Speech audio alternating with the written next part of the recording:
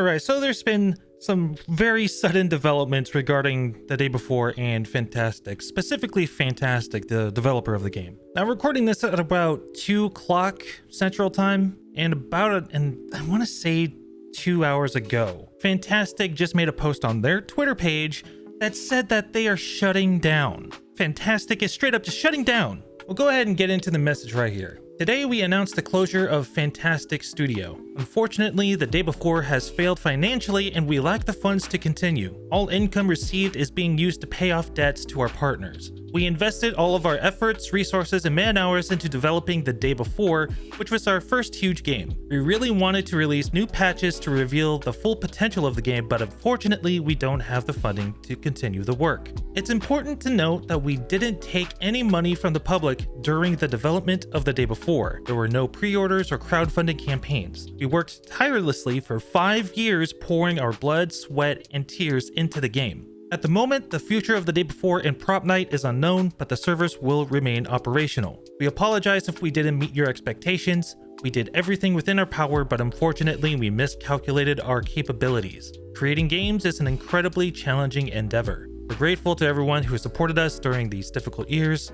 It's been a fantastic journey over the past 8 years. Fantastic. And there's just a couple of things I want to talk about regarding that message. One, while technically they're right about not running pre-orders or crowdfunding campaigns, generally not taking money from the public, they did sell a product that was inferior to what they promised. So what the fuck's going on there, huh? And they also mentioned something about the income being used to pay off their partners, but is it fair to the consumer that we're paying off their debt when they lied to us about what the game was supposed to be, about the game that they were making? Now, they also did mention that they overestimated their capabilities, but I mean, come on, like, look at the scale of what you were trying to make, and then take a look at what you have to work with as far as talent. You should be able to gauge what you're able to make. I mean, like, an open world survival MMO, come on, man. Well, conceptually, it's so cool. You should have known, especially after making a game like Prop Night. Like, from what I understand, that game wasn't so bad. And that's kind of the realm of, like, scale I feel like Fantastic was able to develop their games in. But they went to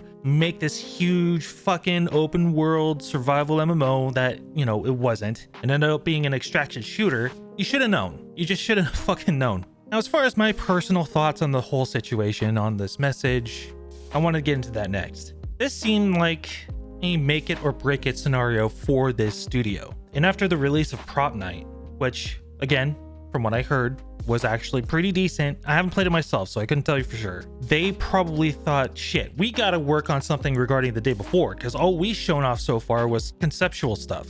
You know, it was not actual gameplay. And then they used excuse after excuse to go ahead and delay the game. The biggest one being like they had to port everything from Unreal Engine 4 to Unreal Engine 5. Then they released that kind of boring gameplay video, which was more reminiscent of the final product that was released.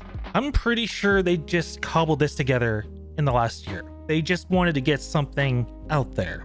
And from what I understand, I'm not sure if this is true or not, but this is also just conjecture, just like me saying they probably just made this in the last year. From what I understand, allegedly, we're using assets from the Unreal Engine store or something like that, which explains how they were able to get this cobbled together so quickly, assuming they started this about a year ago. Not throwing out accusations here, I'm just saying, based on what I've seen, this is what I think.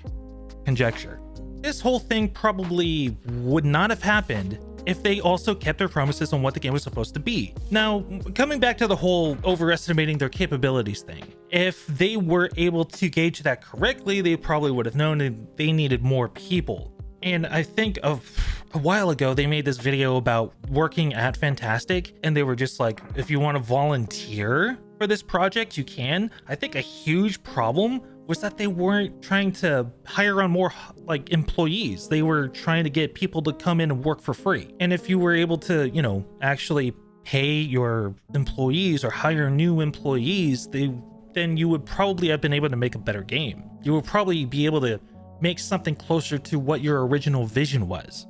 Now, with all of this going on right now, the community will forever mark this game as a scam with no intention on actually making a good final product. Just the fact that they were so cavalier about dropping this message on us today about shutting down Fantastic just mere days after the day before released. It does not spark confidence in this studio at all, which I guess doesn't really matter because they're shutting down. This will forever be known as one of the worst scams and launches in video game history. Hands fucking down. So many people are pissed off about this, myself included, even though I made that video a few days ago that says, oh, maybe it could be good based on what we have now. In the grand scheme of things, the game wasn't released in the state that it was supposed to be. It wasn't an open world survival MMO, it was an extraction shooter. One other thing that I noticed is that the Discord server for the day before got purged. Like, there's barely any channels in there. It's just the rules channel, a general text chat, and voice channel, which that voice channel has a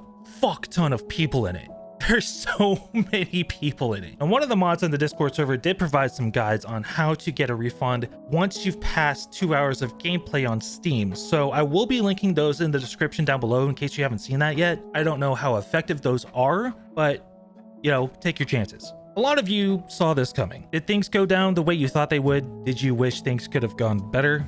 Because I know I wish they went better. I still hold firm to the idea that the game on its own merit could have been a great gateway to the extraction shooter subgenre once it actually got some good quality of life updates, maybe some new features, new maps, you know, places to go. But with the overall lies about what the game was supposed to be, I suppose it never had a chance, and that is all on Fantastic. And that's about all I have for this one.